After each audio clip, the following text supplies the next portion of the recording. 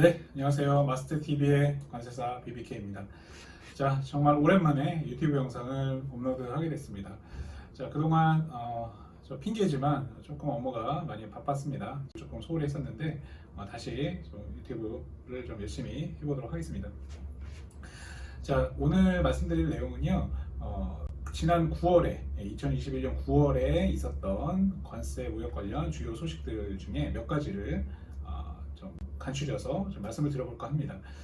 사실 저희 마스터 같은 경우는 매달 저희 고객사들한테 소식지가 나가고 있습니다. 그래서 한 달 동안 있었던 관세 무역 관련된 주요 이슈들하고 그리고 관련된 법령 개정 소식들 그리고 저희 고객사분들의 취급 품목과 관련되어 있는 법규가 바뀌는 내용들, 자, 이런 것들을 저희가 정리해서 매달 보내드리고 있는데 유튜브 같은 경우는 저희 고객사분들만 시청하시는 건 아니기 때문에 저희가 한번 9월 소식을 간단하게 말씀드려 볼까 하고요.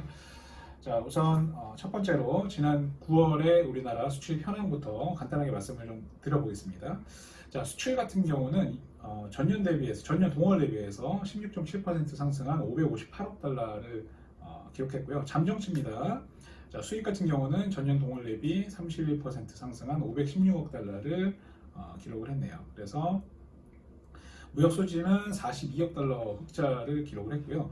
전년도에 2020년도가 코로나 첫 해였기 때문에 굉장히 그 물동량이 많이 줄었었죠. 그래서 물동량 같은 경우는 올해 뭐 본격적으로 회복을 많이 하고 있는데 무역 수지는 오히려 전년 9월 대비해서 동월 대비해서 흑자 폭은 많이 줄었네요. 흑자 전년에 84억 달러였는데 올해 9월은 42억 달러로 집계가 되고 있고요. 자, 2021년 9월 달까지 누적은 수출 4,677억 달러.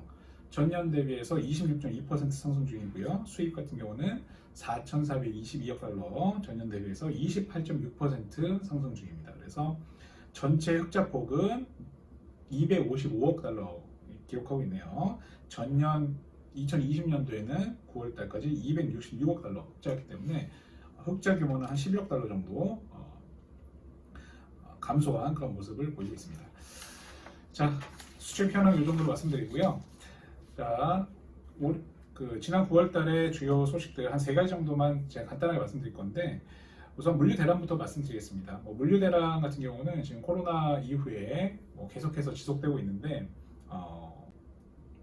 연합회가 주도해서 조사 전문기관에서 조사를 한 내용이 발표가 됐는데 내년 상반기까지는 물류 대란이 지속되지 않을까 이렇게 예상을 하고 있다는 결과가 나왔습니다. 그래서 지금 참 안타까운 소식인데 이제 물류 비용 상승 때문에 많은 그 기업들이 어려움을 지금 겪고 있습니다. 자, 아무래도 이제 항공기하고 선박이 많이 부족할 수밖에 없는 그런 상황이죠. 자, 그러다 보니까 물류 비용이 자연스럽게 수요 공급 법칙에 의해서 상승할 수밖에 없는 그런 상황이고요. 거기에 더해서 이제 컨테이너나 이제 이런 컨테이너 순환 자체가 굉장히 좀 어렵죠. 왜냐하면 그 사업장에서 확진자가 발생하면 바로 사업장 폐쇄나 재택근무라든지 이런 식으로 업무가 돌아가고 있기 때문에 우리나라뿐만 아니라 전 세계적으로 그렇게 업무가 진행되다 보니까 이 컨테이너 같은 경우도 순환이 잘 안 되고 그래서 수배도 굉장히 어렵고 그러다 보니까 또 운임 상승으로 이어지는 그런 어려운 상황들이 지속되고 있는데 하루빨리 해결됐으면 좋겠습니다. 자, 그 중소기업들 같은 경우는 우리 그 수출 바우처 사업이라는 게 있습니다. 물류 바우처가 있어요. 물류 바우처라고 해서 중소벤처 기업부하고 산자부에서 같이 지원하는 사업이 있는데 지난 9월 달에 선정 발표를 했습니다. 스웨덴산 기업을. 그래서 지금 그 물류 대란이 계속 지속될 것으로 예상이 되기 때문에 이 사업이 조금 더 예산이 추가적으로 확보된다든지 다시 추가 접수를 받게 되면 이제 바우처 사업을 모르셨던 중소 수출 기업이라든지 이런 기업께서는 관심을 갖고 다시 한번 신청을 해보시는 것도 고려해 보실 만하다 이런 생각이 듭니다. 자, 두 번째 소식으로 말씀드릴 내용은요, 이제 자유무역 협정 관련된 내용인데 CPTPP부터 말씀을 드리겠습니다. CPTPP라고 하면 이제 그 포괄적, 점진적 환태평양 경제동반자 협정이라고 불리우죠. 이름이 조금 긴데 시초는 TPP였습니다. 그렇죠? 네, TPP. 그래서 미국이 주도해서 환태평양, 그죠? 그래서 아시아 국가들하고 미국하고 그다음에 뭐 비슷한 뭐 캐나다, 페루, 뭐 칠레, 자, 이런 국가들이 자유무역 협정을 이제 처음에 추진을 했었죠. 미국 주도로. 그래서 이름도 처음에 초기 당시에는 TPP였습니다. 그렇죠? 그런데 미국이 탈퇴를 했죠. 미국이 도널드 트럼프 정부 때 TPP를 탈퇴선을 하면서 현재는 이제 일본이 주도하고 있는 그런 자유무역 협정이라고 보시면 되겠습니다. 자, 그런데 9월 달에 중국하고 기존에 참가하지 않았던 중국하고 대만이 가입 신청을 정식으로 했다는 소식이 전해졌습니다.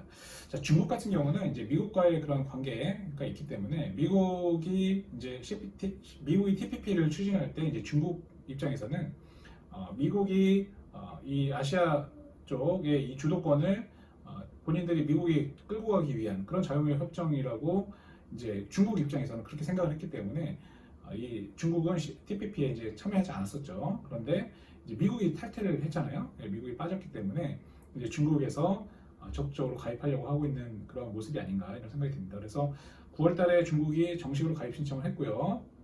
공식적으로 가입하고 싶다는 의사를 보이고 있는 것 같습니다. 자, 재밌는 것은 이제 대만에서도 중국이 가입 신청하고 나서 일주일 후에 바로 대만에서도 가입 신청을 했다는 건데요. 중국 입장에서는 이제 대만을 하나의 국가로 보고 있죠. 그렇기 때문에 이제 중국하고 대만이 외교적 갈등이 있는데 대만이 가입 신청을 했다는 얘기는 이제 중국 입장에서 보면 이제 동일한 나라에서 두 번 신청하는 셈이 되잖아요. 따로따로. 자, 그렇기 때문에 중국은 공식적으로 반대 입장을 보이고 있습니다.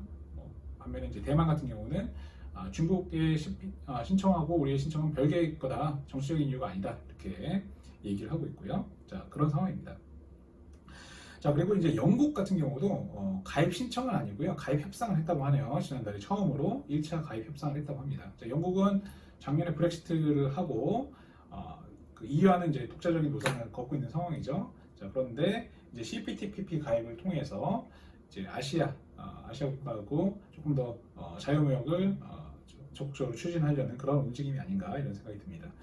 자, 마지막 우리나라 같은 경우도 지금 CPTPP 현재는 참여하고 있지 않지만 이제 참여할 계획이라는 것을 공식적으로 얘기를 하고 있습니다. 그래서 가입 시기를 조율하고 있다. 자, 이런 발표들이 있었고요. 자, 그래서 CPTPP 같은 경우는 지금 9월달에 좀 굵직한 이슈들이 있었다라는 것을 참고하시면 좋을 것 같고요. 자, 그럼 두 번째 그 자유무역 협정 관련된 소식으로서 이제 RCEP이 있습니다. 자, 사실 CPTPP보다는 RCEP 우리나라가 공식적으로 서명한 RCEP이 조금 더 관심사가 되겠죠. 자, RCEP 같은 경우는 기존에 이제 아세안 10개국, 그죠? 아세안 10개국하고 한중일 3개국, 그리고 호주, 뉴질랜드까지 해서 15개국이 참여하는 자유무역 협정입니다. 규모가 세계 최대의 자유무역 협정이라고 하네요. 자, 아무래도 15개국이나 되기 때문에 그런 단일의 양자 협정이나 이런 협정보다는 훨씬 규모가 클 수밖에 없겠죠. 자, 그래서 우리나라도 이제 공식적인 서명 국가로서 발효를 앞두고 있는데 지난 9월달에 한중일 그리고 아세안 경제부 장관이 모여서 이제 내년 1월에 발효하자고 그렇게 공동 성명을 냈다고 하네요. 자, 그래서 두고 봐야 알겠지만 그 발효 시기가 내년 초가 되지 않을까 이렇게 예상이 됩니다. 자, RCEP 같은 경우는 가장 중요한 것이 이제 일본과의 자유무역 협정이죠. 우리나라 입장에서는 처음으로 일본하고 자유무역 협정을 발효하게 됩니다. 그래서 일본과 무역을 하시는 수출입 기업에서는 당연히 이 RCEP을 미리 대비를 하고 계실 거라고 생각이 드는데 발효하기 전에 이제 수출입하는 물품의 원산지 결정 기준하고 관세 혜택 그리고 관세 양호 스케줄을 이제 미리 검토하셔가지고 이 RCEP이 발효되면 즉시 활용하실 수 있도록 준비를 하시는 것이 중요할 것 같습니다. 자, 일본 말고 다른 한 아세안이라든지 중국하고 자, 이런 국가들, 호주, 뉴질랜드 이런 국가들하고 기존에 이제 FTA를 활용했던 기업들이라 하더라도 RCEP하고 사실 FTA는 사실 거의 비슷합니다. 들여다보면 이미 이제 FTA가 발효된 국가들이기 때문에 원산지 결정 기준이라든지 특혜 세율이라든지 자, 이런 것들이 거의 비슷한데 그렇다고 또 완전히 동일하다고 볼 수는 없기 때문에 기존에 FTA를 활용하던 그런 기업이라 하더라도 RCEP하고 FTA를 비교 분석하셔가지고 기업에 가장 유리한 그런 협정을 하실 준비를 하시는 것이 필요할 것 같습니다. 그래서 거래하시는 관세사 측에 이 알색 관련한 자문을 반드시 발효 전에 받으시길 추천을 드립니다. 자, 기타 뭐 여러 가지 많은 소식들이 9월달에 있었는데요. 저희가 나머지 소식들은 저희가 소식지에 담아서 저희 고객사분들한테 배포를 하고 있고, 자, 앞으로도 그 관세 무역 관련된 이런 소식들을 제가 전해드릴 기회를 종종 가지려고 합니다. 그래서 그 유튜브 계속해서 관심 부탁드리고, 도움이 되셨다면 구독, 좋아요, 알림 설정까지 해주시면 감사하겠습니다.